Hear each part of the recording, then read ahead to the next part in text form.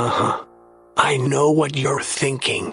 Is this the booth, drafting the circuits, three-way theater, or the Kevin Jackson show? Well, to tell you the truth, in all this excitement, I kinda lost track myself here on Whoobazoo.com.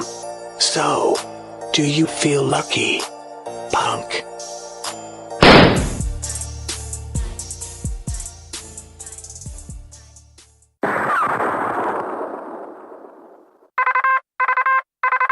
Oscar Mike Radio. Come in, Oscar Mike Radio. Sinister One, this is Oscar Mike. I have you, Lima Charlie, over. From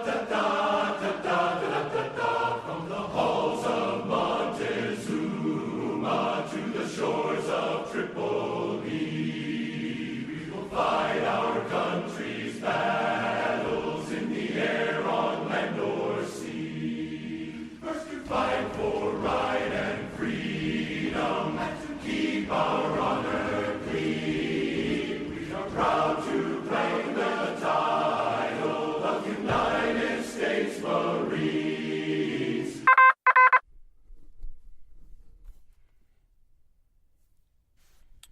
Good evening, it's your host with the most from that city of champions, Brockton, Massachusetts. This is Travis with Oscar Mike Radio. Today is June 8th, 2017, and let's get this party started with the question of the week.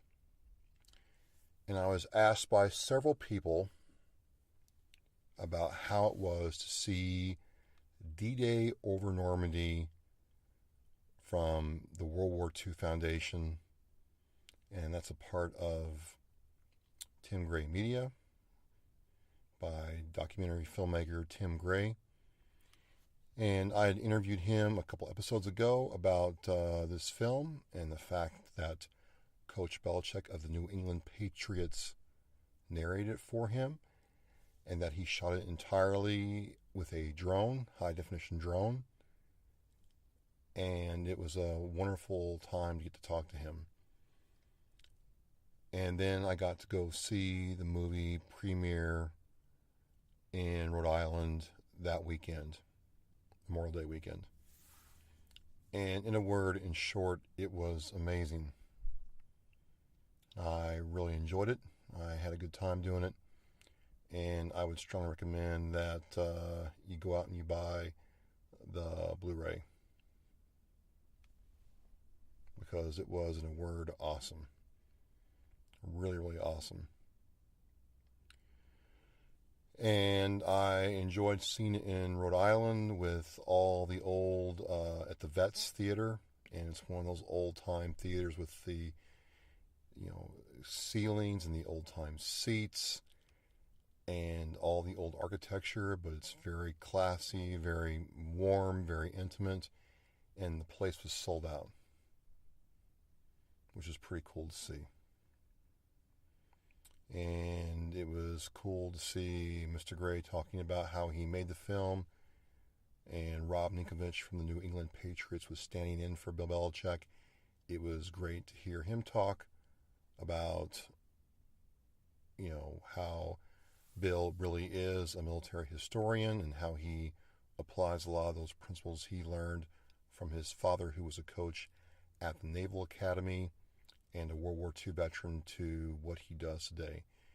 And full disclosure, I am not a Patriots fan. However, I can appreciate what it takes to, do something like what Coach Belichick did in the time frame he had.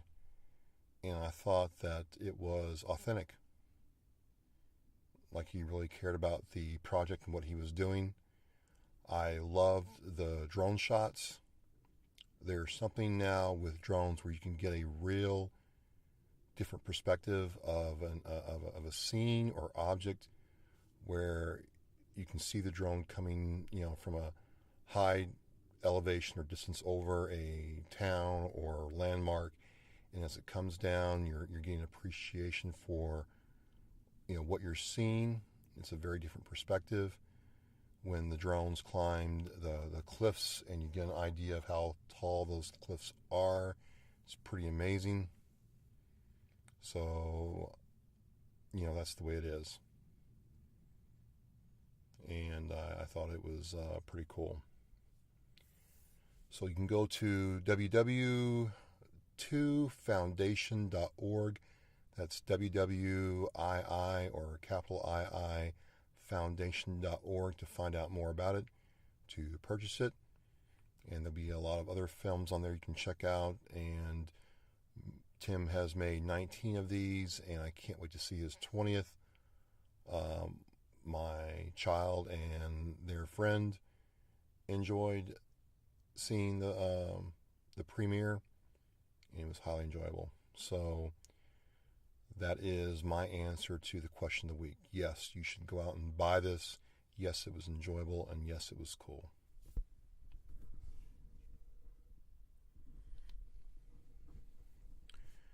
So now I'm going to move on to the word section of the week. And as I said before, the word comes from top down in the military, oftentimes by word of mouth, sometimes written, but when you pass the word, that is the word. And I wanted to talk about the terrorism going on in London in a warfare sense, but also in a sense of why it's happening. Now, many people in America ask themselves the question, why are we fighting these people in Afghanistan and Iraq and Kuwait and other parts of the world when they will never really come over here? There's a lot of water between the continents. It's not very easy to mount a campaign, if you will, against us. You would need a lot of manpower, air support, naval support to really invade us.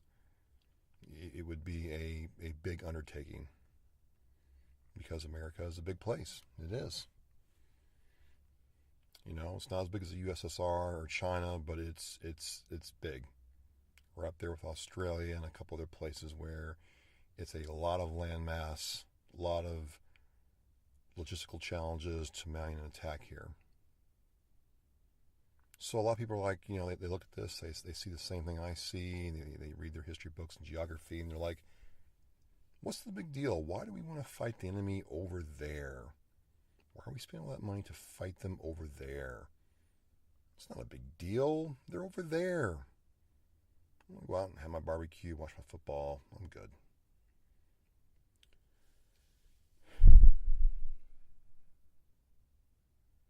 I think what we've all seen in the last 2.5 weeks in London can answer that question pretty emphatically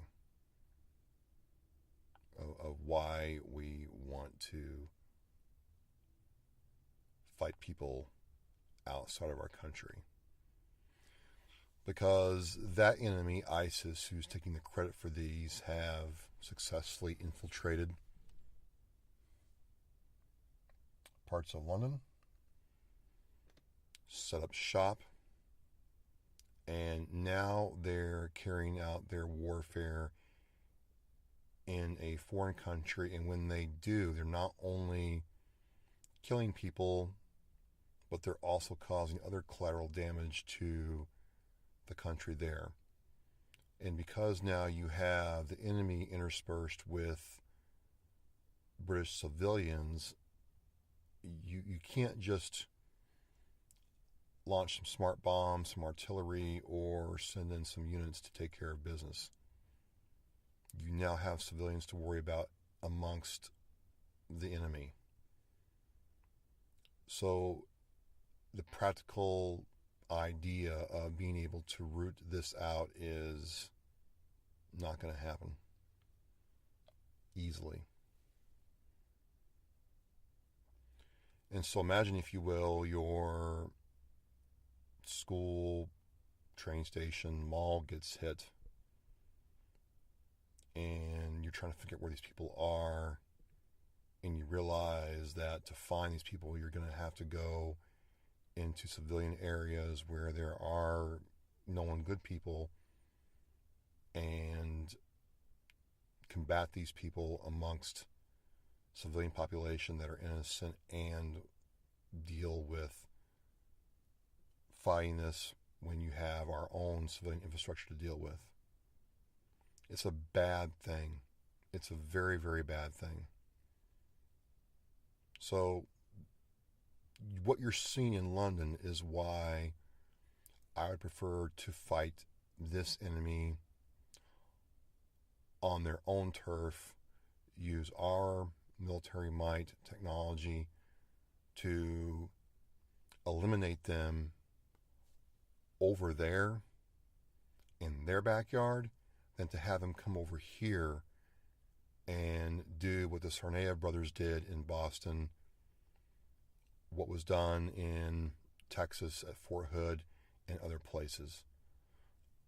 I don't want to see innocent Americans or anybody. Okay, what happened in London and Manchester is very, very bad. What happened with the Charlie Hebdo murders was very, very bad. I know very is a weak word, but still, it is extremely bad what happened. Okay? The enemy is now escalating the campaign and pretty much calling out the governments in their own backyard.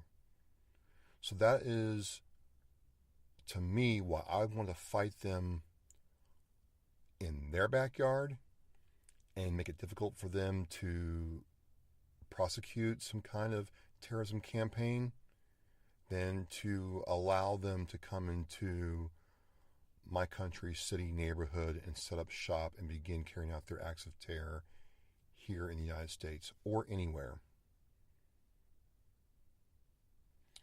Which kind of leads me to my next point, which is, how did this happen? Oh my God, this is terrible. How did this happen? How did we miss this? And I'm just going to go with some facts here.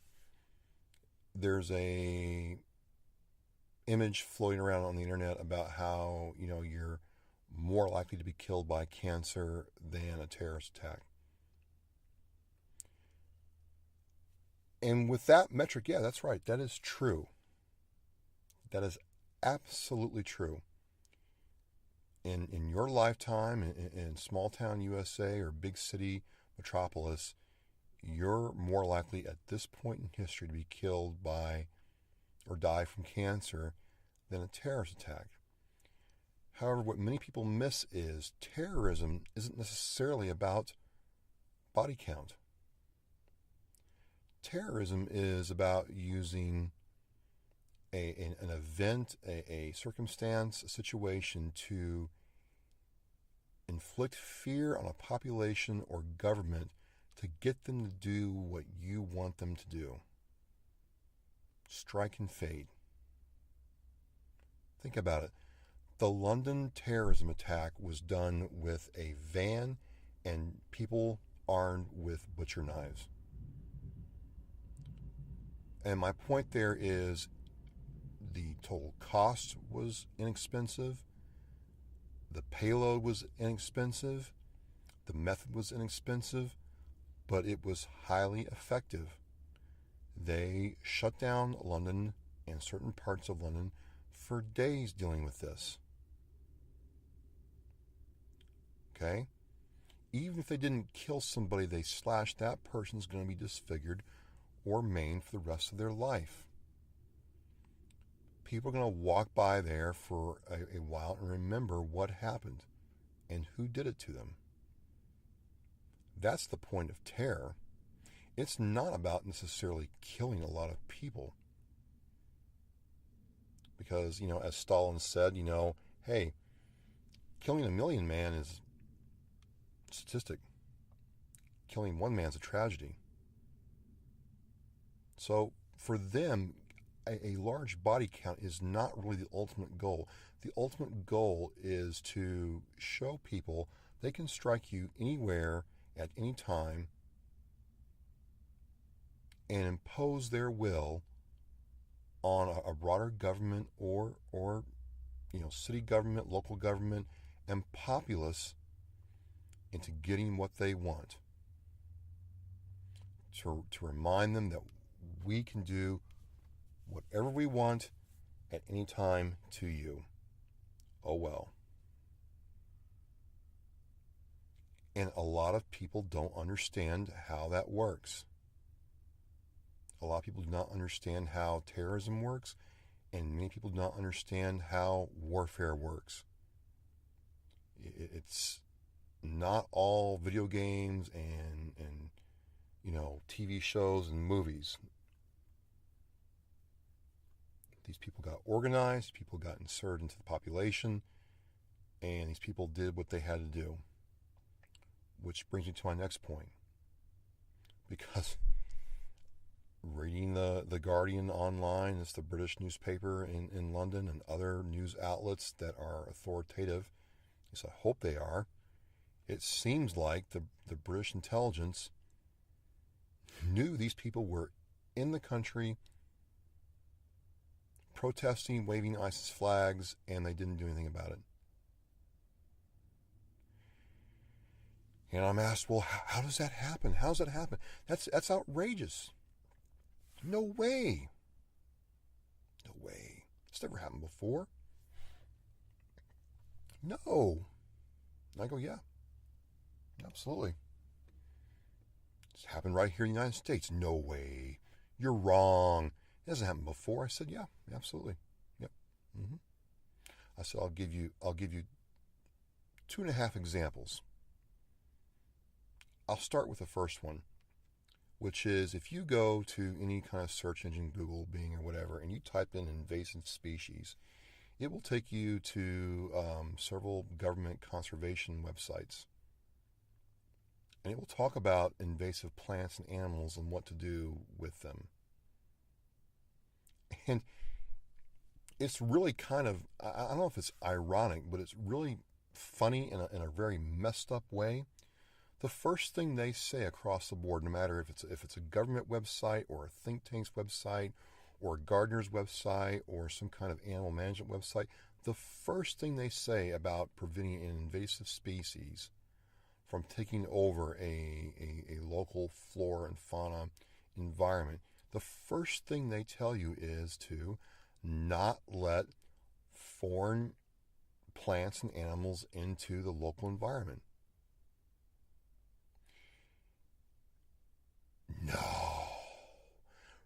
No way. It's the first thing they say. I'll have it linked in the website. Blog post for this episode. Do not bring in foreign plants and animals into your backyard, if you will. That's unbelievable. Don't let them in. Don't bring them in. Oh my God. How about that? What is my proof for this, or control for this, if you will? Well, let's look at two things: the Florida Everglades and the southern part of the United States. People brought in these cute little snakes, these cute little pythons and boa constrictors to the Florida Panhandle, and for exotic pets. Because why else would you not want to have an animal that grows to 12 to 20 feet long that can crush a human being to death? That makes perfect sense. What's going on outside? And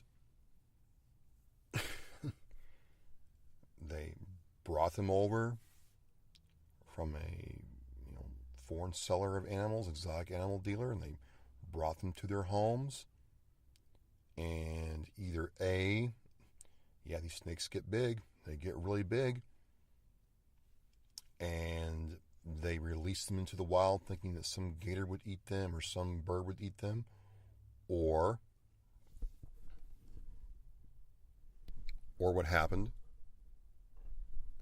is everybody says Hurricane Andrew spread these snakes into the Florida Everglades when the hurricane hit. And that was back, 10, 15, 16 years ago, right? Well, now those snakes are everywhere. Everywhere. They have completely decimated certain parts of the Florida Everglades forever. So yes,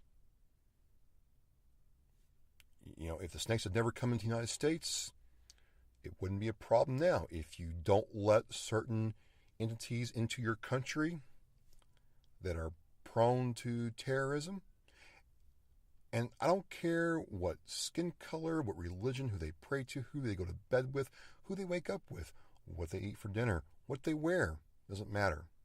Doesn't matter. If you have a certain population group that tends to that kind of activity more than other population groups, you don't let them in. Okay? The second thing the websites will tell you about invasive species is if you see one, say something so it can be removed forcibly. As in, we're going to come out, we're going to get the snake, we're going to get the snake, get the plant, we're going to try to tag other, if it's reproduced, we're going to find these plants and these animals, capture them and remove them. Which is to say, if you're not here legally and you're breaking the law and you're a foreign entity intent on breaking the law, you should be apprehended and removed. It's just that simple. I mean, I don't know what to say. But for some reason, that wasn't done.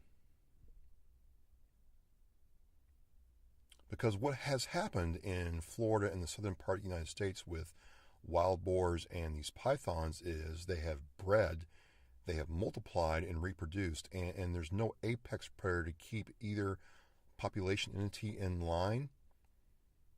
So now these two population species go out there and take away resources from the indigenous population. The hogs destroy water supplies. The snakes eat other food that other animals need, or they remove an entire animal chain completely that keeps certain parts of the Everglade ecosystem in line. It's crazy.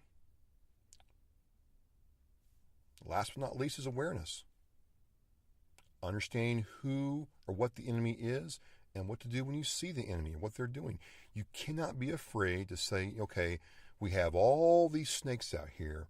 In Florida, you've got rattlesnakes and copperheads and garter snakes and king snakes and rat snakes and other water snakes and, coral snakes, cottonmouths, water moccasins, hundreds of types of snakes in Florida, right? So you're out there, you're walking around, you see all these snakes doing their thing, and if you grew up where I'm growing up, every good snake's a dead snake, but that's another story. But still, and you happen to see what looks like a python, and you're saying to yourself, one of these snakes doesn't look like the other, right? Right? You might want to, tell somebody you saw that snake. You might want to profile that snake's a bad snake and you want to remove it from your environment. So one, it doesn't reproduce, and two, it doesn't kill things the other snakes need to survive and other animals need to survive. I mean, that's what you want to do. And what I'm trying to say is these types of things were not done in London. These types of things were not done in other places in the world. And again, it does not matter who you pray to, who you sleep with, who you wake up with, what you eat, and what you wear. Okay? It could be any kind of terrorist organization. If you want to prevent them from gaining a foothold, you need to make it hard for them to set up camp in your area. If you know who they are and where they are, you need to be vigilant and pay attention to what they're doing and who they're doing it with. And if they're here in your country or another country in the world, doesn't matter where, illegally apprehend them and deport them and profile. Okay, this person meets a certain set of conditions. Waving an ISIS flag, for example, goes to white power rallies, anything. I don't care what it is. You might want to investigate a little bit more, find out what they're doing, and if they're doing something wrong, apprehend them and not be afraid to be politically incorrect. We're past that point now, folks. I believe these terrorist attacks are simply warm-up attempts for the main event, which is here. Because these people hate Americans. They hate our country, they hate our lifestyle, they hate what we stand for. And while you could have a hard time drawing the difference between like an invasive plant or a snake to terrorism, to me the principles are kind of the same. And I just don't want to see a situation where our children go to a concert where we're sitting down eating a dinner on a restaurant, outdoor patio, and have to worry about coming home alive. That's not a good place to be. So these people who tell me, hey, this graph shows that you're wrong, well, forget you. Yes, I'm more likely to die from cancer than from terrorism. I get it. But again, terrorism is not about body count. Terrorism is about spreading and maintaining fear in a population to make governments do what they want them to do. And this last one in London was done with butcher knives, 12 people, and a van. And they spread major mayhem that has drawn worldwide attention to a problem. The one thing I will tell you to do is, if you think that I'm being off base, I'm going to challenge you to go out and read Melanie Phillips' book, Londonistan. And a lot of what is happening there and other parts of the world will make sense. You've got to really be brave to read it and sit there and wake up and understand what's going on. Because if you think it can't happen here, you're mistaken. And I don't want it to happen here, which is why I want the battle to be fought over there and not here. And I believe we can do some very simple, basic thing as Americans and American law enforcement and our politicians to protect us as people. So that is kind of my spiel on this. I really didn't want to get into facts and figures. I just wanted to use this little thing called common sense. So this is Oscar Mike Radio. Check me out. Subscribe. Hit my social media feeds. And thank you for all the support. Omar out. Oscar Mike Radio, over and out. From the halls of Montezuma to the shores of Tripoli, we will fight our country's battles in the air, on land or sea. First to fight for right and freedom, and to keep our honor clean. We are proud to claim the title of United States Marines. Oscar Mike Radio, do you copy? Mr. One Actual, I have you 5 by 5. Anchors away, my boys, anchors away. Farewell to college joys, we sail at break of day. Through our last night on shore, drink to the foam, until we meet once more. Here's wishing you a happy voyage home. Oscar Mike Radio is en route. Copy that, Sinister One. coming at you from the city of champions, Brockton, Massachusetts.